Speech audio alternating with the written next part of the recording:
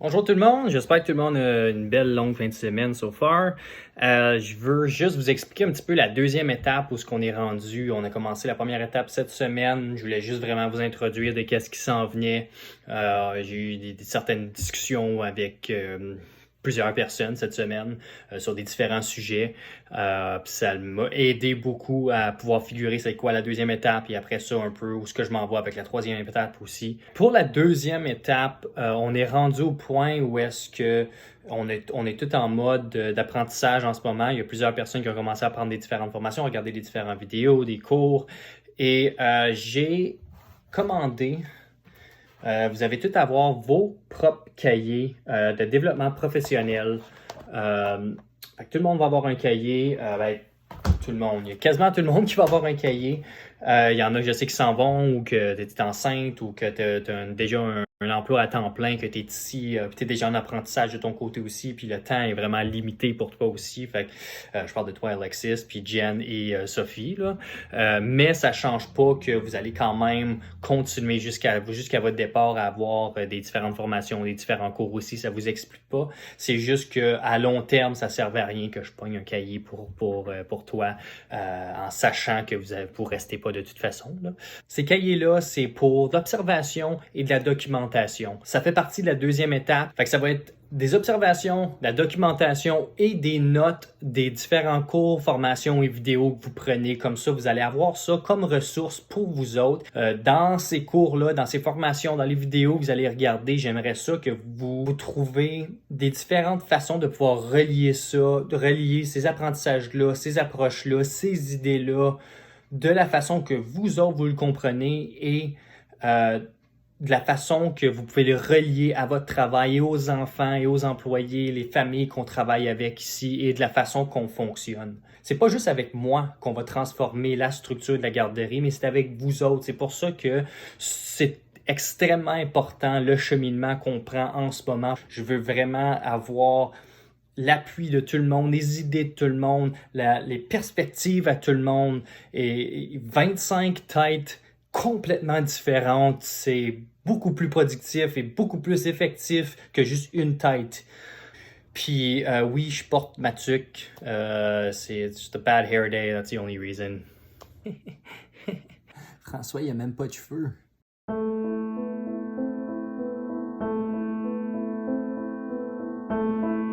Fait que là, une autre chose qu'on commence la semaine prochaine qui a rapport avec notre cahier d'observation et de documentation, c'est que sur le tableau, on va avoir des défis. Puis les défis, des fois, ça va être un défi pour le mois au complet, ça va être un défi pour la journée ou ça va être un défi pour la semaine au complet, mais ça va être des défis reliés à notre apprentissage pour essayer de pousser, de mettre vraiment en pratique ce qu'on apprend. Puis en même temps, sur le tableau, ben vu qu'il n'y a pas tout le monde qui a pris des cours non plus encore, il va y avoir une liste avec les dates et les temps que vous allez prendre votre cours. Fait que pour le défi numéro 1, dans votre cahier d'observation et de documentation, vous allez faire une observation et documenter que vous poussez la pensée, la curiosité de l'enfant. Fait que ce soit un enfant ou plusieurs enfants, mais c'est vraiment une observation d'un moment.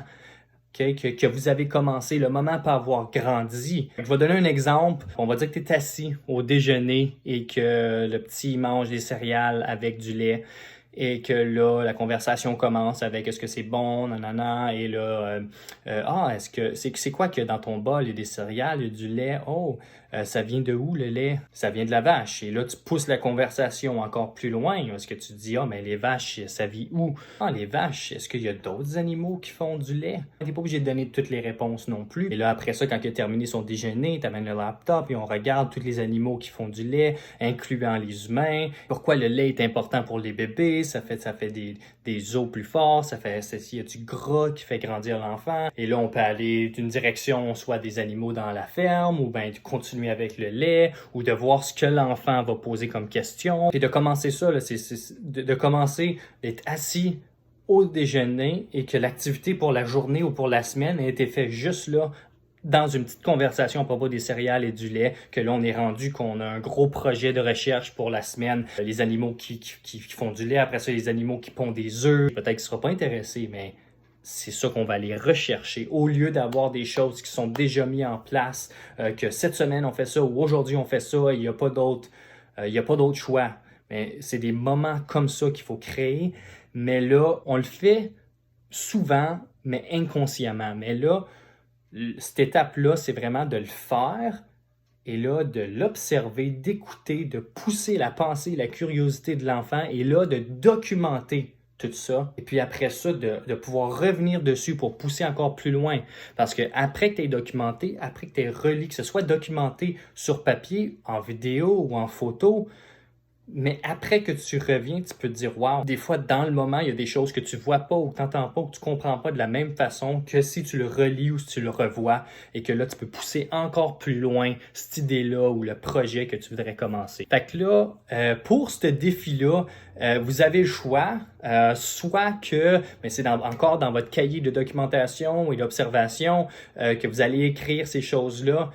Vous avez le choix d'utiliser l'idée de prendre une couverture, une grosse couverture, whatever que tu veux, et que tu veux voir toutes les différentes fonctions que l'enfant va utiliser avec la couverture. Que tu mettes plein de couvertures dans la salle, que tu donnes une couverture à un enfant, que tu donnes à plusieurs enfants qui fassent quelque chose avec. Tu poses des questions pour voir qu'est-ce que la couverture pourrait devenir sans leur donner des réponses, mais leur faire réfléchir à des différentes idées de qu'est-ce que la couverture pourrait devenir. Des fois, ça va se faire toute seule et que là, tu peux pousser, ou il faut que tu commences la première question, les premières réflexions sur la couverture. Parce que oui, une couverture, c'est pour dormir et pour se réchauffer. Mais il y a plein d'autres choses que tu peux faire avec une couverture, okay, qui ne sont pas la vraie utilité, mais que tu peux pousser encore plus loin et que là, le but de cette activité-là, c'est premièrement, de voir jusqu'à où tu peux pousser les idées de l'enfant, de commencer à comprendre, à connaître l'enfant un peu mieux, jusqu'à où tu peux le pousser, jusqu'à où que lui-même il peut se pousser. Et en même temps, c'est d'essayer de pouvoir créer des différentes pensées créatives que l'enfant puisse commencer à démontrer son sens innovateur, son sens de créativité, et sa curiosité peut-être ça va être, ils vont créer des cabanes, peut-être qu'ils vont s'envelopper, peut-être qu'ils vont envelopper des choses avec, aucune idée.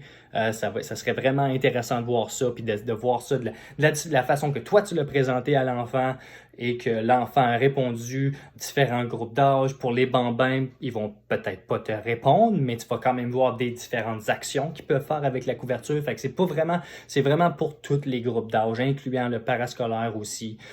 C'est pas obligé d'être toute la même journée non plus. Ou sinon, tu peux penser à ta propre idée pour voir jusqu'à où que tu peux pousser l'enfant ou une différente conversation que tu as avec l'enfant et de voir jusqu'à où que ça peut l'apporter. Tu as le choix. Okay? Fait que tu peux utiliser l'idée de couverture ou tu peux utiliser ta propre idée. Okay? Que tu amènes du matériel, que tu commences un sujet de conversation, whatever que tu veux, mais le but, c'est de faire une observation et de documenter ce qui se passe et qu'est-ce qui est dit. Fait qu'une autre chose qu'on commence mardi cette semaine et que ça va aller jusqu'au mois de juin. C'est quelque chose ça fait toute l'année qu'on travaille sur ça. J'essaie de trouver des différentes petites stratégies qui sont pas trop compliquées et qui sont pas trop administratifs non plus, qui prennent plein de temps dans le bureau pour pouvoir créer quelque chose qui pourrait être peut-être plus simplifié. C'est pour les tâches du matin et le soir que, oui, ça fait longtemps qu'on travaille sur ça, qu'on essaie de trouver des différentes stratégies pour que les choses soient faites au complet, et aussi que ça soit un partage de tâches aussi avec tout le monde. Fait que là, il va y avoir une feuille, je ne l'ai pas créée encore, mais vous allez la voir lundi. C'est une feuille plastifiée, blanche, de toute la semaine avec toutes les tâches, et vous allez avoir des petites cases où est-ce que vous allez écrire votre nom pour soit que tu sais que tu vas le faire la journée même ou le lendemain, ou que tu le fais ou que tu le finis dans le moment. Et le but de ça, c'est de pouvoir voir qu'est-ce qu'il y a à faire, de pouvoir démontrer que tout a été fait et en même temps de pouvoir montrer que c'est pas juste une personne qui fait une tâche tout le temps, que ça soit quand même séparé. Comme ça, tu vas voir, c'est toujours les mêmes noms dans les mêmes tâches, mais ça serait le fun de pouvoir changer ça. Parce que surtout avec le soir aussi, où est-ce que les parents arrivent, on a plané tout, puis tout ça, puis des fois, on dirait que tout le monde qui fait la même chose, ou il y a personne qui fait une chose, puis c'est vraiment d'essayer de pouvoir répartir les tâches puis faire sûr que tout le monde a un rôle, tout le monde sait qu'est-ce qu'il fait dans le moment, comme ça tu fais pas soit 10 choses en même temps ou rien en même temps. Puis c'est un peu la même chose pour le matin, de savoir où s'enligner. On a déjà passé à travers de ça, mais je veux vraiment avoir le même système le matin et le soir. T'écris ton nom, soit la journée d'avant ou la journée même. Tu peux écrire pour toute la semaine, faire sûr que tu le sépares comme il faut. Tu sais que tu vas être là, ça va être peut-être plus facile. Fait que c'est ça. Puis essaye vraiment de pour toi-même, que tu choisis pas juste qu'est-ce que tu aimes faire, mais que tu sépares vraiment les tâches pour faire un petit peu de tout. Comme ça, tout le monde va faire un petit peu de tout, puis tu te tannes pas avec rien, puis de cette façon-là non plus, ça l'enlève un peu peut-être le chicane. Puis dernière chose, pendant le repos, quand on peut s'asseoir ici, qu'on peut relaxer, comme tout le monde a besoin des pauses, là, je comprends, là, c'est 100%, moi aussi j'ai besoin des pauses. Je veux juste vous dire que je mets des différentes ressources qui sont là. Vous allez voir, là, il y a plusieurs ressources comme ça ici.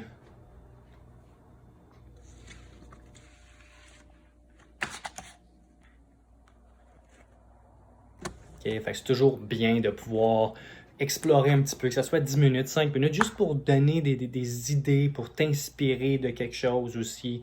Que ce soit les loose parts ou whatever.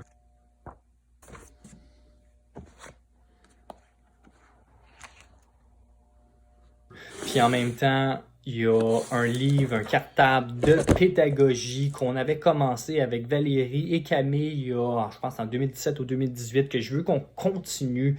C'est des différentes activités séparées en différentes catégories, différents groupes d'âge, que ce soit l'aménagement ou des différentes activités ou des invitations à venir jouer, ce qui est d'installer soit une table ou de montrer aux enfants qu'il y a quelque chose qui est là, qui est en place pour lui, puis ça va l'attirer vers la table et après ça, de pouvoir utiliser son imagination pour créer peut-être quelque chose, de pousser l'activité un peu plus loin.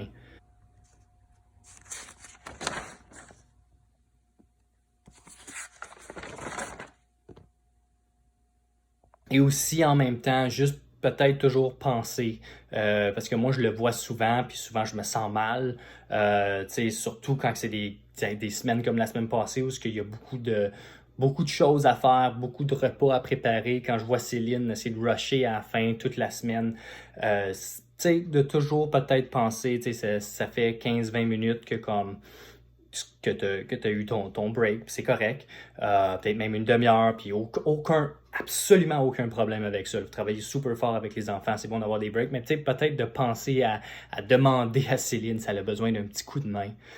Céline, je pense que tu vas l'apprécier aussi. Là. Que ce soit moi, que ce soit France, que ce soit les éducatrices, les temps partiels qui viennent, les étudiantes. Toujours demander si elle a besoin d'un petit coup de main. 2, 3, même 4 personnes, là, ça va aller beaucoup plus vite que si elle le fait toute seule. Puis Céline, des fois, c'est pas la personne qui va aller demander. Peut-être qu'elle va se sentir mal d'imposer, mais on le voit là, des fois là, que ça rush, puis que peut-être qu'elle aurait besoin d'un petit coup de main, soit pour nettoyer des jouets, finir de nettoyer la vaisselle ou ranger la vaisselle. Ça pourrait prendre 5-10 minutes là, si on se met 3-4 à l'aider. Fait que c'est juste de penser à ça. Fait que les prochaines 2 semaines, c'est un gros 2 semaines, ça va être intéressant. Vous êtes payé pour pouvoir venir ici, puis apprendre avec les enfants, apprendre ensemble. Que c'est vraiment, on va avoir... Ça va être le fun, ça va être intéressant, puis ça va être des sujets de conversation qui vont être intéressants. Oui, c'est différent, oui, c'est quelque chose de nouveau, mais on n'est pas obligé d'avoir de la résistance parce que c'est quelque chose de nouveau, puis on n'est peut-être pas aussi confortable à le faire. Puis ça veut pas dire que ça va être parfait non plus, là, puis c'est bien correct. C'est vraiment juste, c'est d'essayer de changer ce qu'on fait. Puis t'es pas obligé de le comprendre tout de suite, puis t'es pas obligé de le comprendre à 100% tout de suite, là.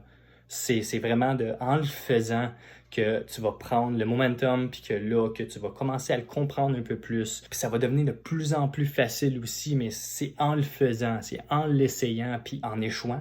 Si ça fonctionne pas, c'est correct aussi. Tu l'écris. Tu l'écris, c'est quelque chose qui va être pour toi. Il n'y a personne d'autre qui va regarder ça. Moi, je ne vais pas regarder ce cahier-là. Là. C'est toute l'information pour toi, tes observations, tes notes de cours, de formation, de vidéos, de conversations. C'est ton développement professionnel à la garderie des amis. Fait que, en gros, merci d'avoir regardé la vidéo et on se voit tous mardi.